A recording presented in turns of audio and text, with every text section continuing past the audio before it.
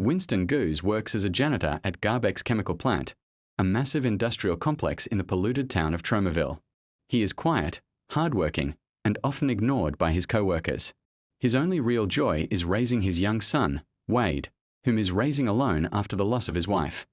Tromaville is effectively ruled by Bob Garbinger, the slick and ruthless CEO of GarbEx. Publicly, Garbinger promotes progress and economic growth.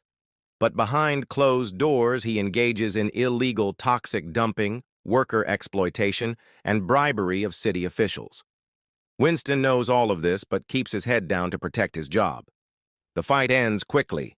One thug flies into a dumpster, the other is slammed against a wall.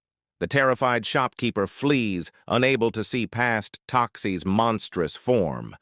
Alone again, Toxie realizes that his new appearance will always frighten people, but he also understands his new purpose. Tromaville's criminals will no longer be safe. Though he avoids open conflict, Winston quietly documents Garbinger's crimes.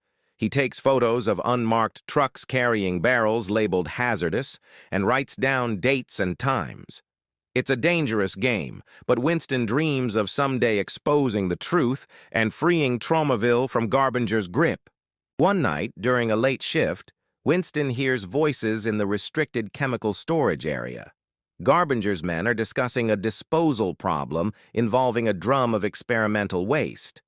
When they notice Winston, they realize he's heard too much and decide to take care of him.